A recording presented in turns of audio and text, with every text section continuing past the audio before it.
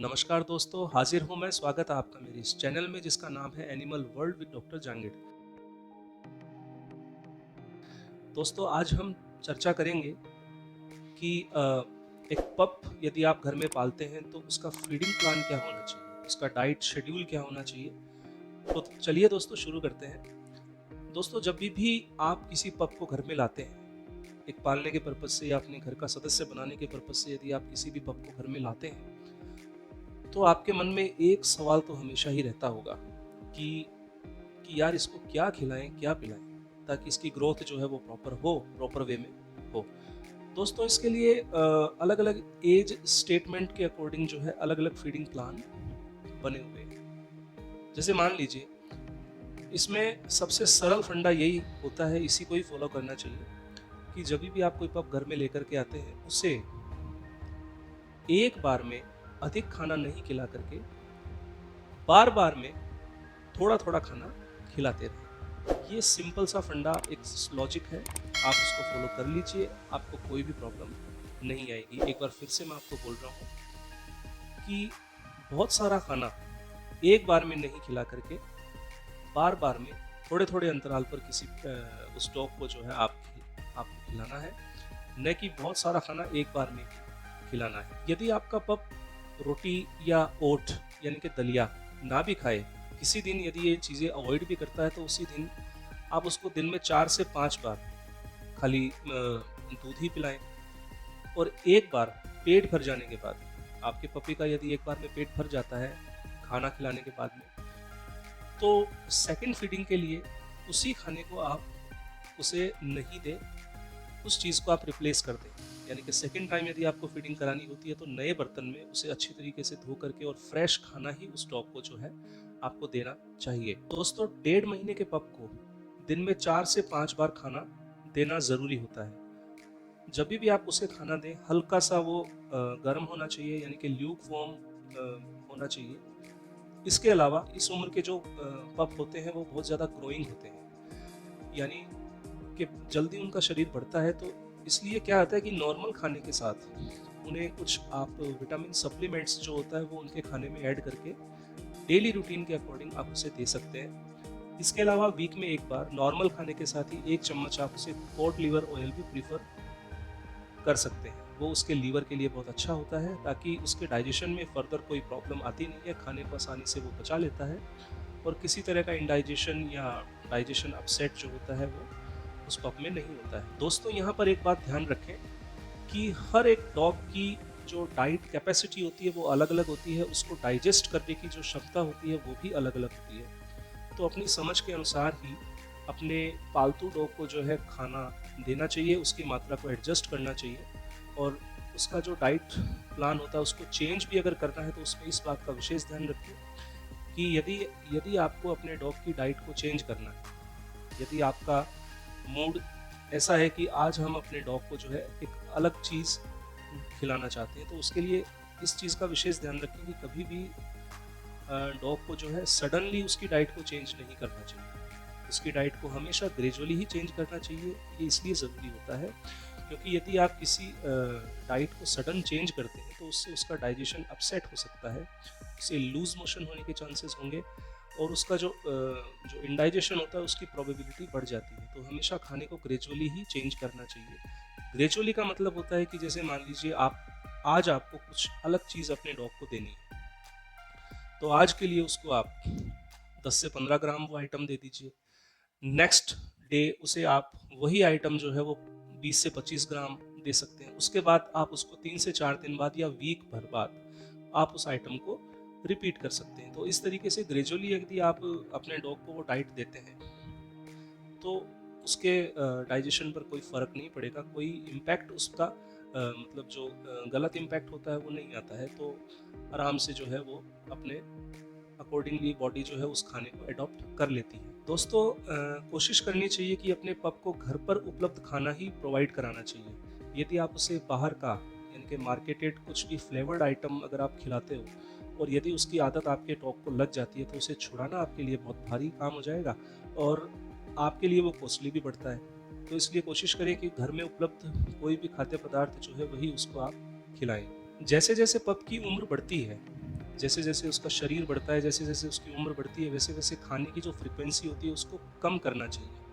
मतलब कि 6 महीने तक की जो एज होती है वहाँ तक अपने डॉग को जो है 3 से 4 बार आप फीडिंग करा सकते हैं, थोड़े थोड़े अंतराल के बाद।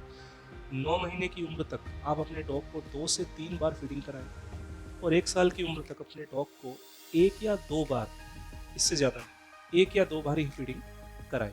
अब दोस्तों अपन बात करते हैं कि जनरली जो है जो सामान्य चीज़ें जो डॉग की डाइट में शामिल होनी चाहिए, जो उसके शरीर के लिए काफ़ी फ़ायदेमंद होती है और उसकी बॉडी ग्रोथ के लिए भी काफ़ी फ़ायदेमंद होती है, उनके बारे में अपन चर्चा करते हैं। सबसे पहले इसके अंदर कंपोनेंट आता है मिल्क। दोस्तों कभी भी आप अपने पप को मिल्क देते हैं, दूध पिलाते हैं, तो होल मिल्क नहीं देना चाहिए, यानी कि कंप्लीट मिल्क उसको नहीं दें। जितना भी आप उसे मिल्क देते हैं उसमें आधा पार्ट, जैसे मान लीजिए 250 ml आप उसको मिल्क पिलाना है, तो आप उसमें 250 ml नहीं तो कम से कम एटलीस्ट 200 ml जो है पानी ऐड करके उसे मिल्क पिलाएं। यदि आप अपने डॉग को होल मिल्क पिलाते हैं तो डॉग्स जो होते हैं वो लैक्टोज इंटॉलरेंस होते हैं। मतलब लैक्टोज इंटॉलरेंस का मतलब होता है कि लैक्टोज शुगर को पचाने की जो उनकी क्षमता होती है वो बहुत कम होती है, तो इसके लिए वो सेंसिटिव होते हैं। तो इसलिए डॉग मिल्क जो होता है उसको डाइल्यूट करके ही अपने को पिलाना चाहिए, होल मिल्क नहीं देना चाहिए। दूसरी बात, मीट या मीट प्रोडक्ट आप बिल्कुल एक बहुत ही अच्छे प्रोटीन डाइट के रूप में जो है अपने डॉग को मीट दे सकते हैं, लेकिन इसमें आप ध्यान ये रखें कि कभी भी आप मीट तो एक हेल्दी एनिमल का ही मीट उसे प्रीफर करना चाहिए, और रॉ मीट की बजाय मीट को अच्छी तरीके से बॉईल करके जो है आप अपने डॉग को दे दीजिए। बॉईल करना इसलिए ज़रूरी है क्योंकि अगर रॉ मीट यदि आप यूज़ करते हैं अपने पप के लिए तो उसमें बहुत सारे पैरासाइट्स या कुछ बैक्टीरिया और फंगस भी से जो है वो मीट जो कंटामिनेटेड हो सकता है। तो यदि आप रॉ मीट खिलाते हैं तो उसकी सेहत के लिए बहुत नुकसानदायक भी हो सकता है। फ़िश खिलाने का मन है तो फ़िश में आपको ध्यान ये रखना है कि जो स्पाइक्स होते हैं, जो स्पाइंस होते हैं बोन के, उनको सेपरेट करके जो है आप उसको उबाल करके अच्छी तरीके से वो फिश भी आप उसको दे सकते हैं। तो प्रोटीन सोर्स में मीट जो है इज़ द बेस्ट ऑप्शन। तो इसके लिए आप एग भी दे सकते हैं, ऐसी कोई बात नहीं है। एग भी आप अपने डॉग को पपी एज पर आप उसे एग भी खिला सकते हैं। तीसरा इसमें आता है विटामिन सप्लीमेंट्स और कुछ मिनरल सप्लीमेंट्स। तो दोस्तों इसके लिए मैं ये कहना चाहूँगा कि जब भी आप अपने डॉग को कुछ भी नॉर्मल डाइट खिलाते हैं तो उसकी डाइट में या उसकी फीडिंग में जो है आप कुछ मात्रा में जो है विटामिन सप्लीमेंट्स और मिनरल सप्लीमेंट्स भी ऐड करने चाहिए। इसलिए ज़रूरी होते हैं क्योंकि बहुत सारे विटामिन्स जो होते हैं वो खाने से नहीं मिलते, हमें बाहर से ही लेने पड़ते हैं। तो इसके लिए मार्केट में बहुत सारे विटामिन सप्लीमेंट्स बने हुए हैं, तो उनका यूज़ उसके नॉर्मल खाने में करना चाहिए। इसके अलावा मिनरल सप्लीमेंट्स भी उन्हें देने चाहिए ताकि आपके डॉग की जो ग्रोथ है, जो बोन है, जैसे कैल्शियम फॉस्फोरस से बने हुए सप्लीमेंट्स जो है उसके नॉर्मल फीड में ऐड करने चाहिए ताकि उसकी बोन की ग्रोथ जो है वो प्रॉपर वे में हो, और रिकेट्स जैसी बीमारियों से आप अपने डॉग को जो है बचा भी सकते हैं। तो इस तरीके से विटामिन्स मिनरल्स का आप यदि सप्लीमेंट अपने डॉग को देते हैं तो डॉग आपका एकदम एक्टिव रहेगा, चुस्त रहेगा और दुरुस्त रहेगा। दोस्तों ग्रोइंग स्टेज के अंदर क्या होता है कि डॉग्स जो होते हैं वो बहुत ही ज़्यादा मतलब चंचल स्वभाव के होते हैं, यानी कि अपने आसपास पड़ी हुई बहुत सारी अखाद्य चीज़ें यानी कि नॉन एडिबल चीज़ें जैसे कि बेल्ट है, लेदर है, सॉक्स है या शूज़ है या बॉल है, ये सब खा जाते हैं। तो ये आदत को आप छुड़ाने के लिए आपको उसे ट्रेनिंग देनी चाहिए। और सबसे महत्वपूर्ण बात, जहाँ भी आप डॉग रखते हैं उसके आसपास ये सारी चीज़ें, जितनी भी ये जो नॉन एडिबल चीज़ें हैं वो उसके आसपास नहीं होनी चाहिए, है ना। तो इस चीज़ का भी आप विशेष ध्यान रखें। दूसरी बात, यदि आपका डॉग ये सब चीज़ें मतलब पकड़ता है या ढूंढ करके भी अगर उसे खा लेता है, तो इसकी बजाय क्या होता है, आजकल मार्केट में बहुत सारे पेट टॉयज़ भी आने लगे हैं, आप उनका यूज़ करिए।